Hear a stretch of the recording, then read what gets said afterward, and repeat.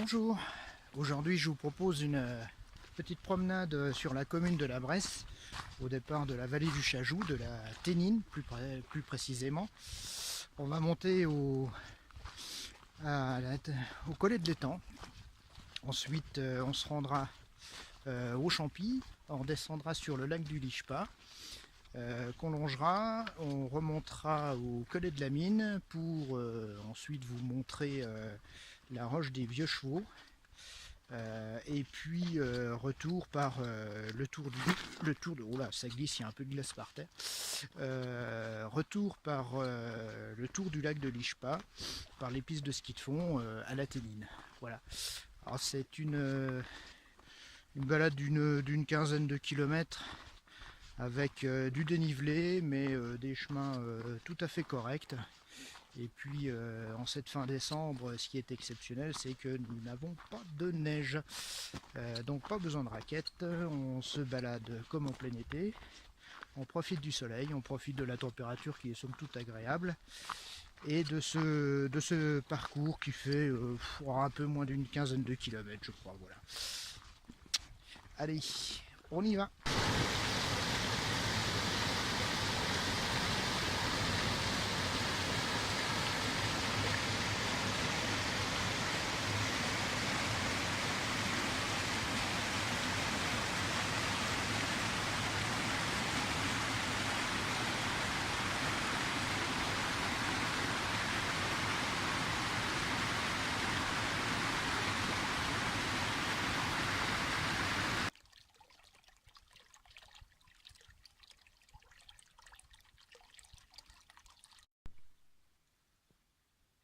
La Piconsoire. Une petite halte sur le chemin du chalet du Collet, avec sa fontaine de la vallée merveilleuse. On peut faire un réapprovisionnement en eau, avec une vue sur la Bresse, la vallée du Chajou, et un petit peu en contrebas, l'étang du Collet. On va arriver ensuite, en poursuivant ce chemin, au chalet du Collet, avant de se rendre au Champy.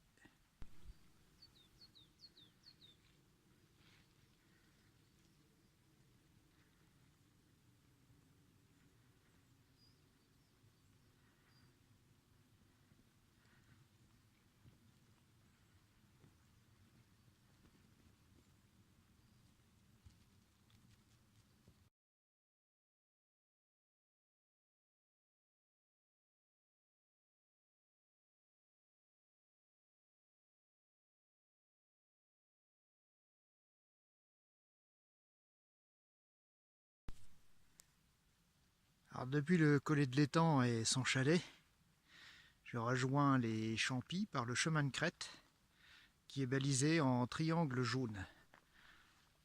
Ce chemin permet de jouir tranquillement du magnifique panorama sur les crêtes vosgiennes, notamment le Castelberg en fond de vallée. On a également le lotissement de Bellutte de la commune de la Bresse avec ses pistes de ski. Et puis on a aussi la vue sur le Honeck, un petit peu plus loin. Là on ne la voit pas d'ici à cause de la végétation. Voilà, donc on va continuer jusqu'à la chaume des Champys. Et de là-haut, on aura un magnifique panorama sur les crêtes vosgiennes que je vais vous montrer un petit peu plus tard. Alors, on est le 27 décembre 2018. Je suis là entre 1100 et 1200 mètres. On peut voir que cette année, on n'est pas gâté pour la neige. Bon, d'un autre côté, on a un temps magnifique, une température idéale. On est dans les entre 0 et 5 degrés depuis ce matin. Mais il n'y a vraiment plus rien du tout comme neige.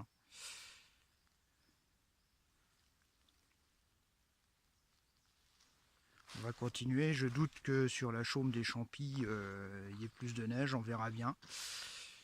Les stations font grise mine, mais les randonneurs sont plutôt contents.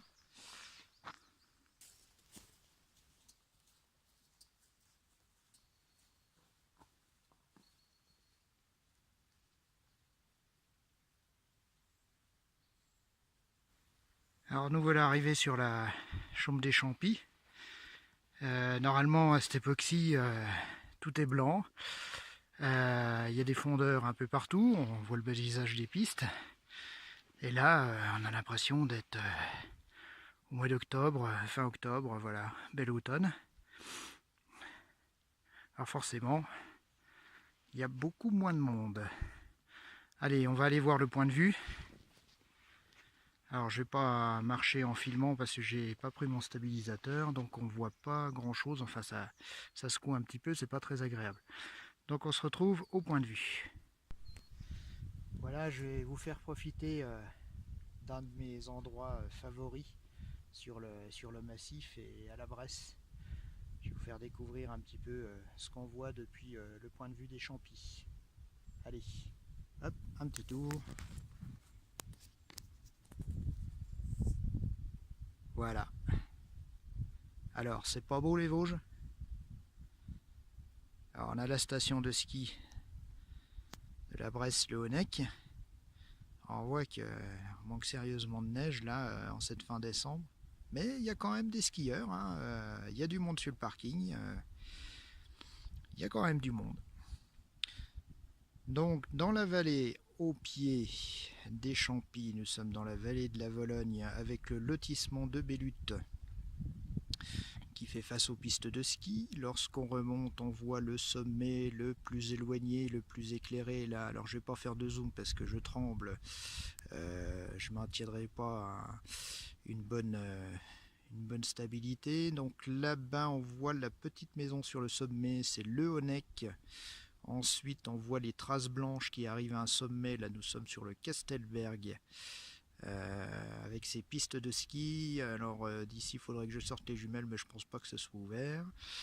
Et puis ensuite le Rheinkopf, le Rottenbachhof, et on suit la route des crêtes et puis on va jusque là-bas, jusqu'au ballon, au grand ballon. Voilà.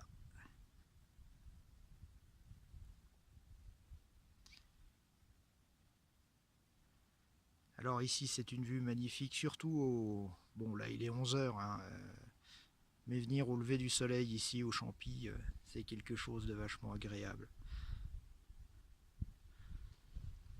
Voilà, les Brimelles et la Chaume, et ensuite on remontera ici, on traversera la Chaume et on ira déjeuner au chalet des Champis.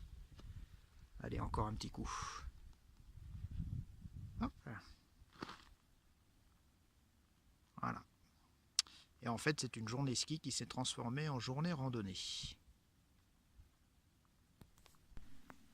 Alors voici le chalet des Champis, où on va aller casser la croûte dans un petit instant.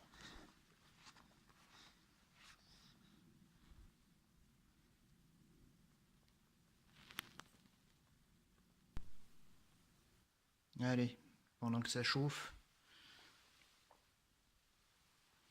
santé. Bien sûr, la canette, on la ramène une fois qu'on a fini.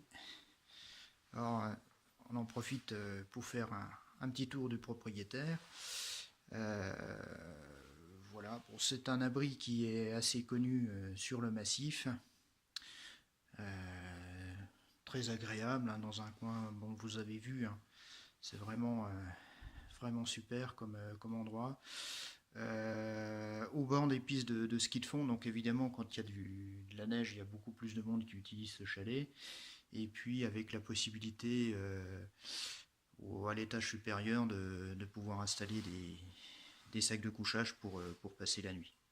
Voilà. Et toujours en veillant à nettoyer, ne laisser aucune trace de son passage et ramener ses bouteilles. Bon sang.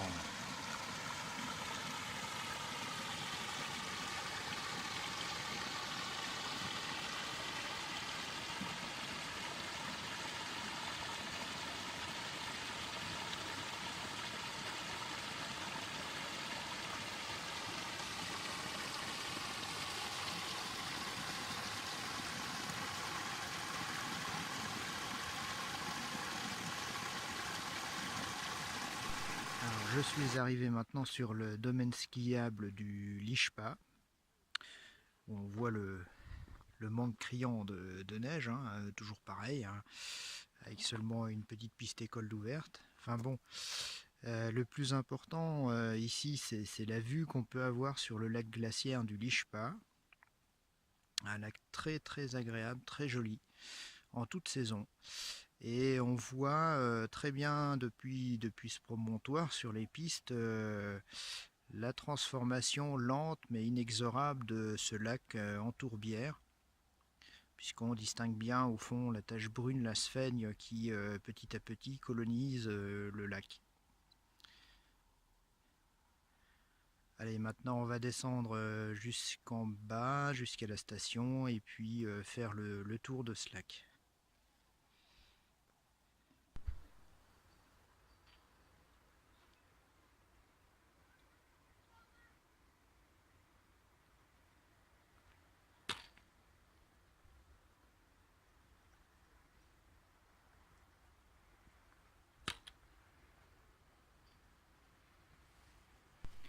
Je pouvais pas venir à l'Ishpa sans faire un petit crochet pour aller sur un point de vue aussi que j'adore. Donc on a le lac de l'Ishpa qu'on a quitté. Je suis remonté au collet de la mine, et du collet de la mine donc je viens à la roche des vieux chevaux qui offre là un panorama sur le lac de Longemer. On va aller voir ça tout de suite. Voilà, alors il n'y a pas trop de monde sur ce chemin. C'est pas très long depuis le collet de la mine, c'est indiqué 25 minutes à pied sur le balisage du club vosgien.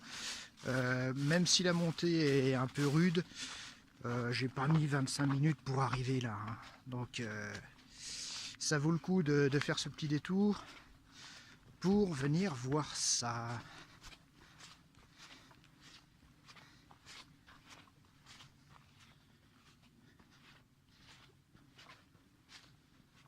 Et voilà, le lac de Longemer, sans glace. D'habitude à cette époque c'est souvent gelé.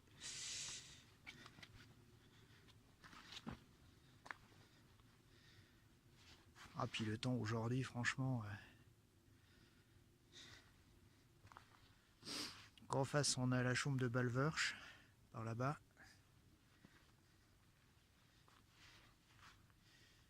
Alors le coin est quand même apprécié, encore par une bande de sagouins, c'est pas possible là. Il y a des plures, des machins, des trucs. Enfin bref, c'est biodégradable ça au moins.